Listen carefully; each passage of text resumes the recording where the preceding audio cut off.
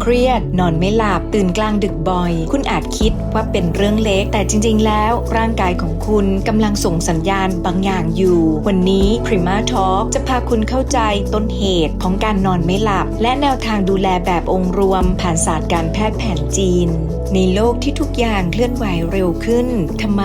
การนอนหลับถึงยากขึ้นเรื่อยๆคุณอาจไม่ได้นอนไม่หลับแต่กำลังหยุดคิดไม่ได้และบางครั้งปัญหานี้อาจไม่ได้เริ่มต้นที่การนอนขอต้อนรับทุกท่านเข้าสู่ Prima Talk พื้นที่แห่งการยกระดับคุณภาพชีวิตอย่างยั่งยืนวันนี้เราจะมาร่วมถอดรหัสสัญญาณเตือนจากร่างกายเมื่อการนอนไม่หลับไม่ใช่เพียงแค่เรื่องของความเหนื่อยล้าแต่คือเสียงสะท้อนจากระบบภายในที่ขาดสมดุลเราจะร่วมเจาะลึกตั้งแต่ต้นตอของความเครียดสะสมตามศาสตร์แผนจีนโบราณสู่การบูรณาการการดูแลผิวพรรณและระบบน้ำเหลืองด้วยเทคนิคกวาซาใบหน้าเพื่อการพักผ่อนที่สมบูรณ์แบบจากภายในสู่ภายนอกดิฉันสุทธิดาการจนะกันติกุลรับหน้าที่ผู้ดำเนินรายการร่วมพูดคุยกับคุณหมอผู้มากประสบการณ์ทั้งสองท่านแพทย์จีนปิยชาติอัศววิโรจน์และแพทย์จีนริญญพัฒน์จรัญวัชรารุธจากปิยชาติคลินิกดูแลสุขภาพแบบองค์รวมด้วยศาสตร์แพทย์แผนจีนความเครียดกับการนอนไม่หลับเกี่ยวข้องกันอย่างไรคะความเครียดนะครับถ้าในทางการแพทย์แผนปัจจุบันเนี่ยกระตุ้นระบบประสาทที่ทำให้เราตื่นตัวนั่นก็คือระบบประสาทซิมพาเทติกถูกไหมครับร่างกายเราเนี่ยจะมีระบบประสาทอัตโนมัติ2อันหลักๆที่เหมือนคานกันอยู่เป็นซ้ายกับขวาที่ต้องบาลานซ์กันอันนึงเนี่ยคือซิมพาเทติกอีกอันนึงคือพาราซิมนะครับซิมพาเทติกเนี่ยมีหน้าที่ในการกระตุ้นให้ร่างกายเราเนี่ยตื่นตัว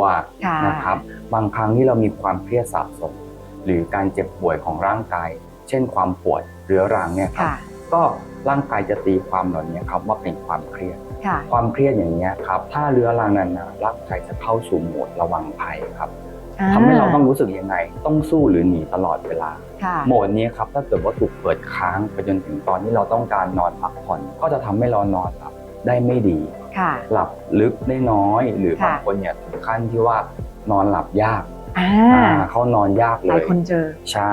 แต่ถ้าเกิดว่าในทางแพทย์แผนจีนเนี่ยก็มักจะเกี่ยวข้องกับอวัยวะก็คือหัวใจนะครับแล้วก็ตับซึ่งเป็นตัวกำกับชีพการทำงานที่ไม่ประสานกันของ2อวัยวะเนี่ยในทางแผนจีนเนี่ยก็จะทำให้เข้าสู่ความไม่สมดุลของร่างกายก็ทำให้เกิดอาการนอนไม่หลับครับโอ้โหจริงๆแล้วภาวะความเครียดสะสมหรือว่าภาวะในร่างกายที่เกิดการอักเสบที่เรื้อรังทำให้ร่างกายเนี่ยแสดงปฏิกิริยาเนอะคือในการที่เขาจะต้องระมัดระวังตัวเองใช่ครับนะคะซึ่งจะส่งผลนะคะทำให้ภาวะในร่างกายของเราเกิดความไม่สมดุลพอไม่สมดุลอันนี้ก็แน่นอนว่าคุณก็จะเริ่มมีอาการนอนไม่หลับใช่เพราะว่าร่างกายรู้สึกไม่ปลอดภัยนี่ไงใช่ครับค่ะBrain Wave นะคะและ Circadian Rhythm มีผลต่อการนอนอย่างไรคะคุณภาพการนอนหลับที่ดีนะคะขึ้นอยู่กับจังหวะนาฬิกาชีวภาพหรือว่า Circadian Rhythm ซึ่งจะควบคุมการทำงานของอวัยวะต่างๆรวมถึงฮอร์โมนด้วยค่ะยกตัวอย่างเช่นฮอร์โมนเมลาโทนินที่จะหลั่งในเวลาที่ร่างกายต้องการการนอนหลับแล้วก็สมองนะคะต้องเข้าอยู่ในช่วงคลื่นเดลต้าในช่วงเวลาที่ร่างกายต้องหลับลึกหรือว่า Deep Sleep เพื่อให้ร่างกายได้ซ่อมแซมฟื้นฟูอย่างเต็มที่ถ้าเกิดในทางแพทย์แผนจีนก็จะมองถึงในเรื่องของสมดุลหยินหยางถ้าเกิดหยินพร่องความเย็นความสงบพร่องไปหรือหยางเกินความร้อนความตื่นตัวมากเกินไปก็จะทำให้เสียสมดุลหยินหยางทำให้การพักผ่อนได้ไม่เต็มที่ค่ะสอบถามนิดนึงค่ะเราจะรู้ได้อย่างไรว่าคืนที่ผ่านมาที่เรานอนนั้นมี Deep Sleep แล้วหรือยังค่ะถ้าเกิดเรามี Deep Sleep ที่เพียงพอค่ะเราตื่นมาจะรู้สึกสดชื่นอย่างถ้าเกิดคนที่ออกกำลังกายเป็นอย่างหนักนะคะแล้วพักผ่อนไม่เพียงพอจะรู้สึกว่าล้าเพลียแต่ถ้าเกิดใครที่มี Deep Sleep เพียงพอจะตื่นมาแล้วรู้สึกสดชื่น Recovery ร่างกายก็จะดีขึ้นค่ะนั่นหมายถึงว่าถ้าเกิดคืนไหนเรามี Deep Sleep นะคะเราก็จะสามารถฟื้นฟูร่างกายได้อย่างเต็มที่เมื่อร่างกายฟื้นฟูซ่อมแซมได้อย่างเต็มที่สิ่งที่จะเกิดขึ้นก็คือเราจะรู้สึกสดชื่นสมองปลอดโปร่งแล้วก็มีความสุข หลายคนนะคะสงสัยว่าอาการปวดคอบ่าไหล่ส่งผลต่อการนอนจริงไหมคะ จริงมากๆเลยครับเพราะว่าหมอเจอเคสเยอะมากที่เป็นปวดจากออฟฟิศซินโดรมคือคนสมัยนี้เราอาจจะนั่งใช้คอมพิวเตอร์เยอะหรือแม้แต่บางทีเราก้มเล่นโทรศัพท์ใช่ไหมครับการปวดกล้ามเนื้อบริเวณต้นคอหรือบ่าที่เป็นเรื้อรังเนี่ยสามารถกระตุ้นให้ร่างกายเนี่ยเป็นความเครียดเชิงกลแต่ไม่ใช่เครียดเชิงจิตใจนะครับบางคนอาจจะรู้สึกว่าสุขภาพจิตฉันก็ดีฉันก็มีความสุขแต่ว่าร่างกายเนี่ยสามารถตีความเจ็บปวดของกล้ามเนื้อคอบ่าไหล่เนี่ยครับ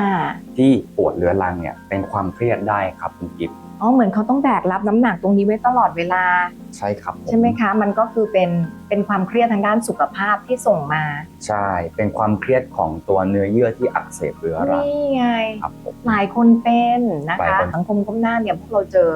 ทุกที่ใช่ครับนะคะทุกที่ที่เราไปทุกคนเจอหมดเพราะฉะนั้นเนี่ยก็เลยจะส่งผลต่อเรื่องของการนอนใช่ครับความปวดเนี่ยครับจะกระตุ้นสมองให้ตื่นตัวได้ง่ายเวลาเราเข้านอนทำให้เราเนี่ยหลับได้ไม่ลึกหรือบางคนเนี่ยปวดมากเพนสกอร์เยอะก็ทำให้เวลาเราที่จะต้องเริ่มเข้านอนเนี่ยเข้าสู่การหลับเนี่ยยากครับผมค่ะแล้วในศาสตร์ของแพทย์แผนจีนนะคะมีนิยามในเรื่องของการเจ็บปวดตรงนี้เนื้อบริเวณคอบ่าไหล่นะคะกับวิธีการดูแลเป็นอย่างไรบ้างคะในทางแพทย์แผนจีนนะครับเวลาที่เราอยู่ในท่าเดียวนานๆหรือขยับตัวน้อยก็ทำให้เกิดการติดขัดของชี่นั่นก็คือลมปราณแล้วก็เลือดการติดขัดของชี่ลมปราณแล้วก็เลือดเนี่ยครับทำให้เกิดอาการเจ็บปวดเพราะมาจากทฤษฎีที่บอกว่าพูดทงเจอทงพูดทงหมายความว่าการไหลเวียนนั้นไม่ไหลเวียนไปเจอก็แปลว่าทงแปลว่าปวดฉะนั้นตีความก็คือการติดขัดทำให้เกิดอาการปวดฉะนั้นเนี่ยเราสามารถแก้ไขอาการนี้ได้ด้วยศาสตร์แพทย์แผนจีนก็คือใช้การฝังเข็มนะครับใช้การครอบแก้วนะครับหรือว่าใช้การนวดหรือยาสมุนไพรจีนช่วยบำรุงในคนที่บางคนอาจจะชี่ติดขัดหรือเลือดไม่พอหรือเลือดติดขัดสามารถช่วยในการหมุนเวียนชี่และลมปราณให้เกิดการหมุนเวียนก็ทำให้เรานอนหลับได้ดีขึ้นครับผมจริงๆแล้วเรื่องของความเครียดนะคะเรื่องของความล้าสะสมเนี่ยจริงๆไม่ได้สะสมแค่ร่างกายแต่ส่งผลกระทบต่อจิตใจดังนั้นนะคะเมื่อเราจะดูแลเรื่องของความสมดุลเพื่อส่งเสริมให้เรานอนหลับที่ดีต้องดูแลทั้งกายและใจไปพร้อมกันใช่ครับถูกต้องเพราะบางคนเนี่ยปวดเรื้อรังแล้วรักษามาหลายวิธีอาจจะได้ผลบ้างมากน้อยแต่รู้สึกไม่หายก็เกิดความทุกข์อย่างที่สองก็คือทุกข์ทางจิตใจว่าเอ๊ะฉันเป็นอะไรทำไมไม่หายสักทีก็พัฒนาให้เป็นความกังวลใจพอกังวลใจปุ๊บคิดวนๆก็เครียดนอนไม่หลับครับผมค่ะนั่นก็เลยเป็นซิกเนเจอร์นะคะของทางปิยชาติคลินิกนะคะที่ดูแลในเรื่องขององค์รวมนะคะใช่ครับก็ดูแลทั้งเรื่องของความไม่สบายทางกายแล้วก็ความไม่สบายทางใจที่เกิดอาจจากความไม่รู้หรือว่าอาจจะเกิดจากความไม่เข้าใจในตัวโรคที่คนไข้เป็นครับผมเพื่อให้เรานะคะมีสมดุลที่ดีสู่สุขภาพกายและใจที่ดีไปพร้อมกันค่ะที่ปิยชาติคลินิกเราให้ความสำคัญกับการประเมินสุขภาพแบบองค์รวมหรือ holistic approach เราไม่ได้มองเพียงแค่อาการที่ปรากฏภายนอกแต่เราสืบค้นไปถึงต้นตอผ่านหลักการดูฟังถามและการจับชีพจรหรือการแมะตามศาสตร์การแพทย์แผนจีนเพื่อวิเคราะห์ความสอดประสานของระบบอวัยวะภายในพฤติกรรมการใช้ชีวิตไปจนถึงความเชื่อมโยงของเลือดและพลังของชีเพราะพื้นฐานของสุขภาพที่ดีเริ่มต้นจากการปรับสมดุลที่ต้นเหตุเพื่อให้ร่างกายและจิตใจกลับมาทำงานร่วมกันได้อย่างสมบูรณ์และยั่งยืนครับในขั้นตอนการครอบแก้วนี้เรามุ่งเน้นไปที่การปรับสมดุลของระบบไหลเวียนโดยอาศัยกลไกของแรงดึงดูดสูญญากาศเพื่อช่วยกระตุ้นการไหลเวียนของเลือดและพลังชีที่อาจเกิดการติดขัดสะสมอยู่บริเวณกล้ามเนื้อชั้นลึกศาสตร์นี้จะช่วยระบายความร้อนสะสมหรือที่ทางแพทย์จีนเรียกว่าความชื้นและพิษเย็นออกจากร่างกายพร้อมกับช่วยลดความตึงเกร็งของผังผืดและกล้ามเนื้อบริเวณคอบ่า หลังซึ่งเป็นสาเหตุหลักที่ทำให้ร่างกายรู้สึกหนักอึ้งและตื่นตัวอยู่ตลอดเวลาเมื่อกล้ามเนื้อและผังผืดได้รับการผ่อนคลายระบบประสาทอัตโนมัติจะเริ่มปรับเข้าสู่สภาวะพักผ่อนซึ่งเป็นการเตรียมสภาพแวดล้อมภายในร่างกายให้พร้อมส่งเสริมการเข้าสู่กระบวนการนอนหลับที่มีคุณภาพยิ่งขึ้นรอบแก้วนะคะก็จะบ่งบอกความตึงของความเครียดของกล้ามเนื้อบริเวณนั้นๆได้ของคุณกิฟต์เนี่ยค่ะก็จะมีความตึงบริเวณคอบ่าแล้วก็สะบักไหล่ค่อนข้างเยอะอันนี้ก็จะบ่งบอกเลยว่ามีการตึงเครียดของบริเวณกล้ามเนื้อบริเวณนี้ค่อนข้างมากซึ่งจะเป็นที่อยู่ของระบบประสาทอัตโนมัติด้วยเนาะพอเราดึงเลือดจากชั้นกล้ามเนื้อมาอยู่ที่ชั้นผิวหนังเนี่ยค่ะก็จะโชว์เลยว่าสีบริเวณไหนเข้มบ้างดูว่าด้านซ้ายจะเยอะกว่าด้านขวาถ้าเกิดมีสีอมม่วงแบบนี้ค่ะก็จะบ่งบอกเรื่องของความร้อนสะสมแล้วก็ความชื้นสะสมได้ค่ะ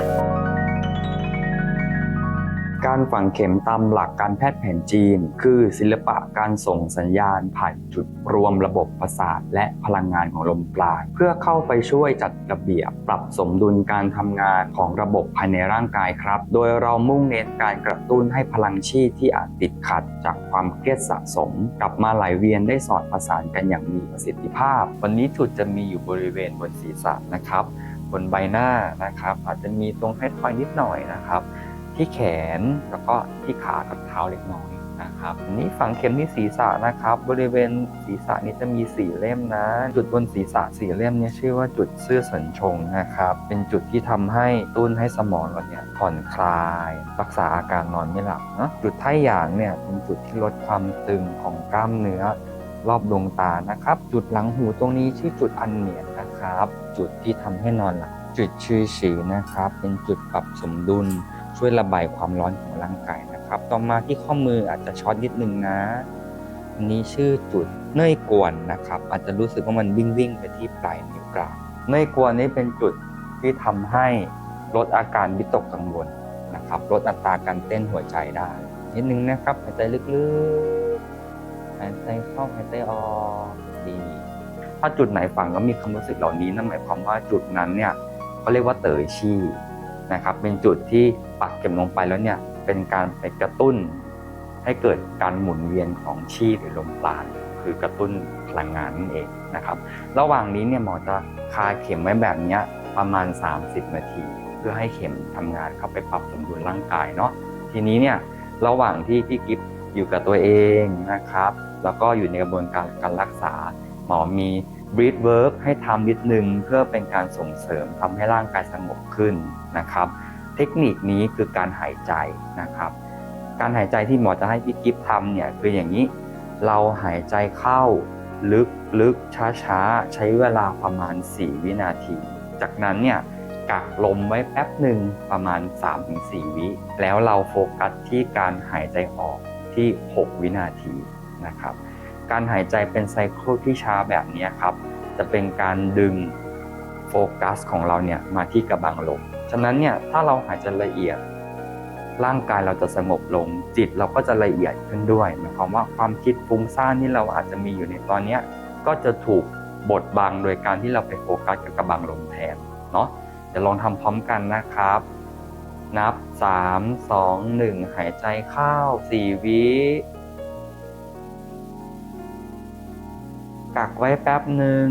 3-4 วิแล้วค่อยๆหายใจออก6วิ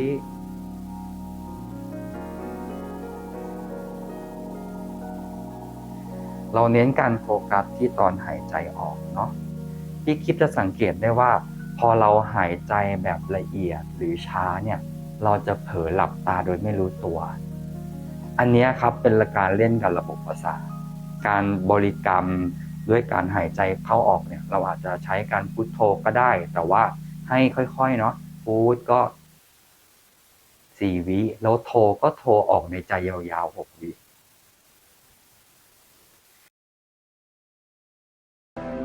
เราจะเป็นการลงคีย์ก่อนนะคะวอร์มกล้ามเนื้อเราจะใช้แรงกดเบาๆค่ะเพื่อคลายกล้ามเนื้อบริเวณใบหน้าการกัวซาใบหน้านะคะจะเป็นศาสตร์การดูแลผิวพรรณควบคู่กับการดูแลสุขภาพภายในโดยมุ่งเน้นในการช่วยในเรื่องของการคลายกล้ามเนื้อแล้วก็กระตุ้นการไหลเวียนของน้ำเหลืองนะคะ อย่างแรกเลยเราก็จะคลายกล้ามเนื้อบริเวณใบหน้าที่มันตึงค่ะอย่างเช่นกล้ามเนื้อกรามที่ใช้ในการบดเคี้ยวในการพูดคุยนะคะถ้าเกิดกล้ามเนื้อมันตึงมากๆก็จะทำให้ใบหน้าบวมได้กล้ามเนื้อขมับถ้าเกิดเราใช้สายตาเยอะอย่างนี้ค่ะมันจะทำให้ตึงทำให้ใต้ตาบวมแล้วก็เกิดความเครียดสะสมบริเวณรอบๆดวงตาได้นะคะเมื่อเราคลายความตึงเครียดของกล้ามเนื้ออย่างเงี้ยค่ะก็จะช่วยกระตุ้นในเรื่องของระบบประสาทพาราซิมพาเทติกช่วยทำให้ร่างกายเข้าสู่โหมดผ่อนคลายจะทำให้การนอนหลับมีคุณภาพมากขึ้นค่ะถ้าเกิดมุ่งเน้นในเรื่องของการนอนหลับให้มีคุณภาพดีนะคะก็จะเน้นกดจุดบริเวณที่เราฝังเข็มไปเมื่อกี้ก็คือจุดอิ้นฐานตรงนี้เพื่อคลายความตึงเครียดของกล้ามเนื้อ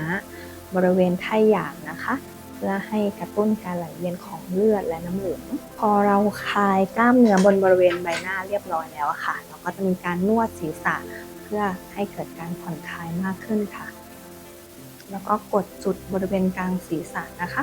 กระตุ้นระบบประสาทพาราซิมพาทิกเมื่อเรากดจุดครบเรียบร้อยแล้วเราก็จะมาคลายกล้ามเนื้อต้นคอตรงนี้จะเป็นกล้ามเนื้อสเตอร์โนเครดิโอมัสตอยด์จะเป็นทางผ่านของวากัสเนิร์ฟที่เป็นระบบประสาทเกี่ยวกับพาราซิมพาเทติกทำให้ร่างกายเข้าสู่โหมดพักผ่อนนะคะเราก็จะคลึงเบาๆกระตุ้นเขาด้วยความนุ่มนวลเมื่อเราเดนของเสียน้ำเหลืองมาที่บริเวณอกท้ายทอยอย่างเงี้ยแหละค่ะเราก็จะเดนกลับไปที่ไหปลาร้าเพื่อไปทิ้งของเสียเข้าสู่ส่วนกลางของร่างกายนะคะก่อนหน้านี้นะคะกิ๊บมีปัญหาเรื่องของการนอนสะสมเนี่ยมานานมากๆเลยนะคะแม้หลับตาลงนะคะสมองกิ๊บก็ยังรันอยู่ตลอดเวลาตรงนี้ทำให้ส่งผลเสียกับสุขภาพของกิ๊บมากๆเลยค่ะจนกิ๊บนะคะได้มาปรึกษากับทางคุณหมอปิยชาตินะคะคุณหมอได้ดูแลกิ๊บนะคะด้วยวิธีการฝังเข็มเพื่อดูแลการปวดกล้ามเนื้อนะคะแล้วก็มีการทำกวาซารวมด้วย